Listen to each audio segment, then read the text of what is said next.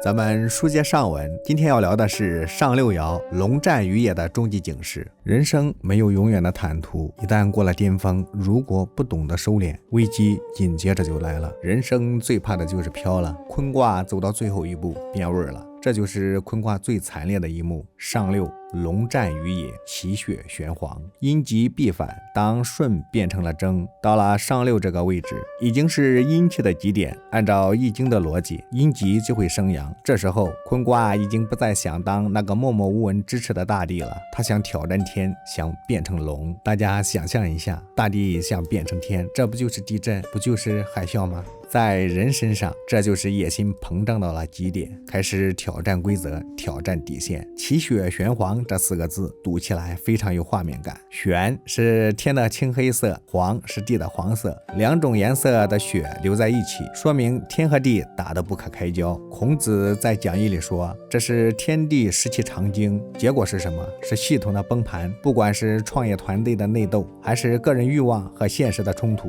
只要你违背了顺承的本性，强行去争那个不属于你的名，最后一定是两败俱伤。这就是在提醒我们，人要有向上生长的动力，但绝不能有颠覆天道的狂妄。坤卦的智慧可以总结成3句话：第一，学会慢一点，等一等。坤卦说，先迷后得主，别怕暂时的迷茫，在大地上走路，只要方向对了，走得慢一点，反而能欣赏更多的美景。第二，做一个自带体系的人，像六爻那样把才华含在里面。你的价值不需要大喊大叫来证明，你做的成绩就是你最完美的皇商。第三，守住你的安贞，不管外界怎么变，不管竞争多激烈，守住你的底线和本分，因为只有这样，你才能像大地一样，无论经历多少风雨，依然能生发出万紫千红。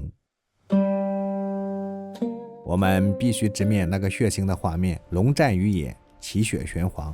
为什么易经在这里用了一个龙字？坤卦不是马吗？怎么打着打着变成龙了？在易经正史中，孔子解得非常绝。他说，当阴气到了极点，他就开始怀疑自己的身份了。他觉得自己也是龙，他要跟乾卦那条真龙去抢夺天空，这就是身份错位。在现实生活中，这叫功高震主，也叫欲望失控。当一个人忘记了自己是支持者的角色，想要反客为主去掌控一切时，他就从承载的大地变成了狂暴的荒野。野是指哪里？是不属于任何人的地界，意味着这场争斗已经脱离了规则的约束。玄黄之血是天地的本源之色混合在一起，这意味着什么？意味着混沌。如果一个家庭、一个公司走到了上六这一步，往往意味着底线被撕破了，大家不再讲体面，不再讲规则，剩下的只有赤裸裸的互相伤害。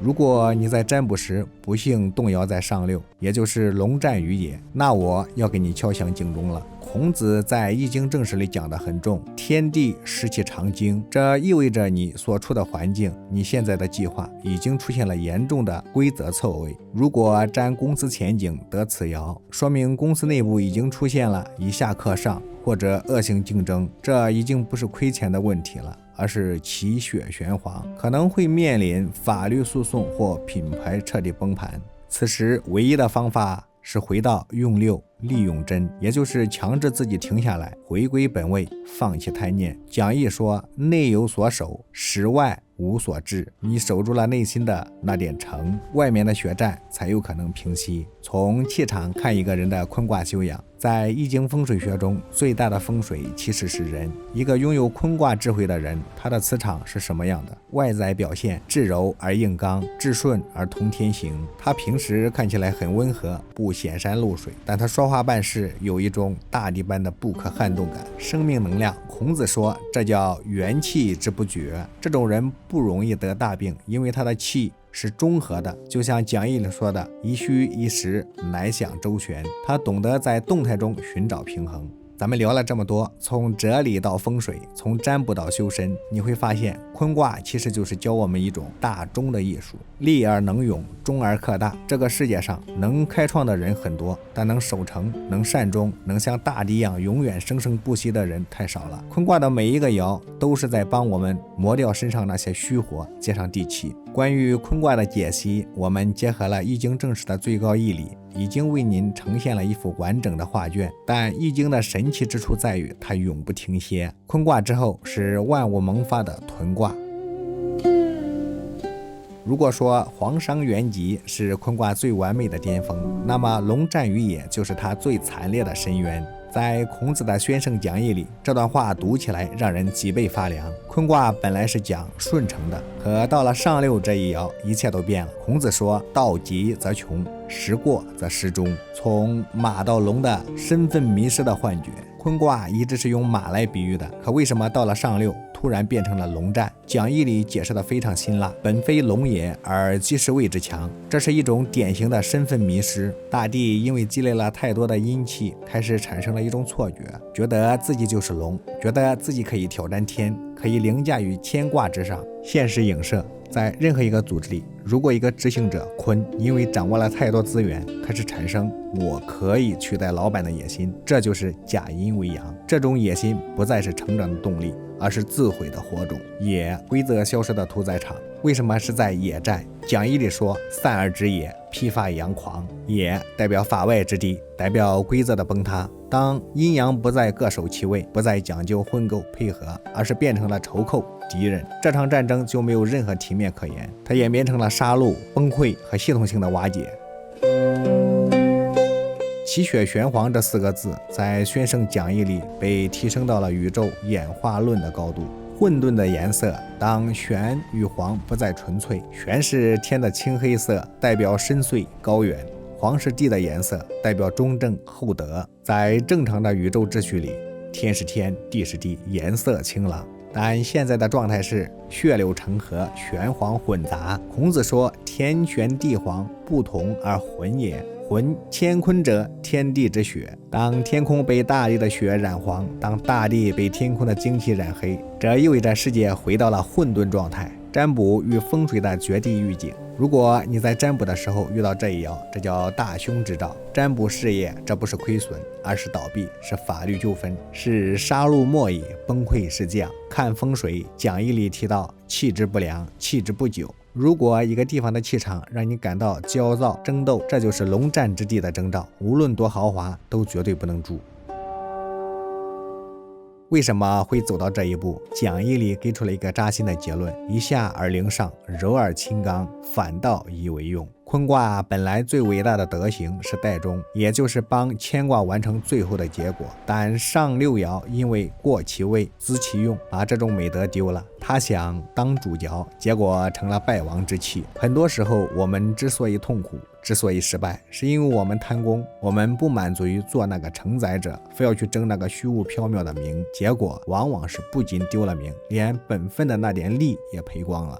万物归于鸿蒙，孔子在这里写得非常悲壮。万物归于鸿蒙，一切同于四灭。这不仅是人事的失败，更是元气的消泄。当一个人的野心大到超过了他的德行，他的磁场就会崩塌。讲义最后说，观象之穷则变。龙战于野虽然可怕，但它也是一个信号，它告诉我们旧的秩序已经彻底走到了尽头。大家发现没？乾卦始于乾隆，坤卦终于龙战，这一头一尾勾勒出了万事万物从生到死、从无到有的循环。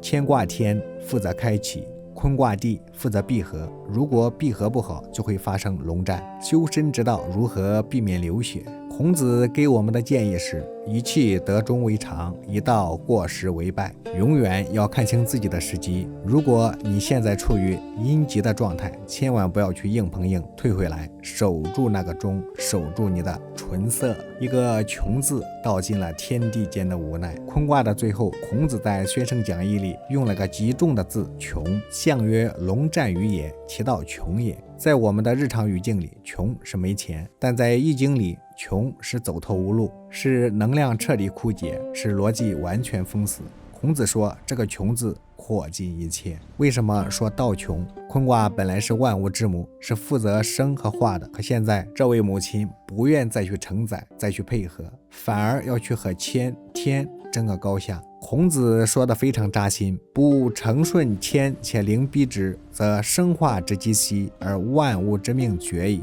这就像一个生态系统，如果大地不再提供养分，反而要反射阳光，那结果只有一个荒芜。这就是道穷，天地都走到了尽头，纲纪的丧失，谁也无法幸免。当阴阳不再含育，互相滋养，而是降而愈争，整个宇宙的纲纪就乱了。这在我们的生活中是什么？是规则的彻底失效。当一个平台的所有参与者都不再想合作，而只想通过互相伤害来夺权时，这个平台就不再产生任何价值，这叫不能行而同毁。讲义里探讨了一个非常深刻的哲学问题：为什么阴不能先于阳？先天与后天的辩证法。孔子讲了一个非常精彩的观点：从先天看，阴以阳成，如月以日明，没有太阳的光，月亮就是一块冰冷的石头。从德行看，善与吉是原生的元阳，恶与凶是后生的阴吉。这意味着顺不是奴性，而是对客观规律的尊重。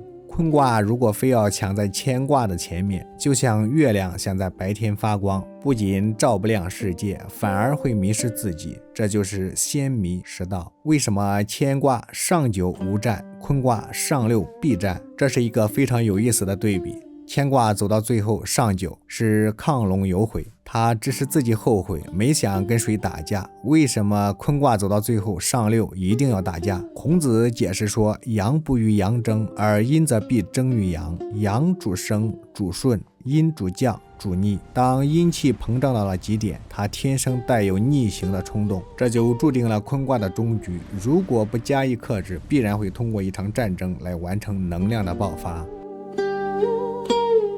讲义里再次提到了玄黄之杂，黄商之所以急，是因为它的黄色是纯粹的、中正的，而上六的悲剧在于，它让血色混杂了天地的原色。手中的重要性，孔子感叹：慎哉，其不可过也。如果你能守住六五的中正，你就是统领天下的皇商。可一旦你跨越了那条线，进入了上六的贪婪，等待你的就是丧位入身。在风水学中最怕杂气，坤卦的土气一旦混杂了杀伐之气、金火之战，这个地方的生机就断了。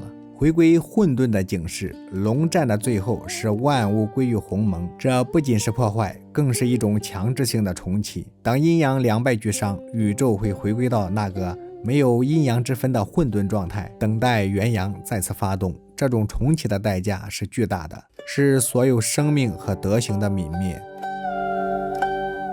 读完坤卦上六的讲义，我们该如何避免自己的人生也陷入这种龙战于野的死局？察觉到你的灵逼之心，当你发现自己开始对合作伙伴、对规则、对上司产生一种非要压倒对方不可的执念时，小心，你正在走向上六。尊重生化的次序，有些事急不得，像大地一样，先承载后收获。如果你想跳过承载，直接去夺取结果，那得到的一定是战败之象。修饰黄商的纯色，保持你的纯粹和中正，不要让外界的纷争染杂了你内心的宁静。讲义说，手中不失，居正不偏，这是唯一能化解战血之殃的药方。坤卦的终结与新生的伏笔。坤卦的故事从一片微小的冰霜开始，到血色的黄昏结束。它告诉我们，地道以终为义，但这个终是为了更好的生。如果我们能从龙战的惨烈中看清抗击必败的道理，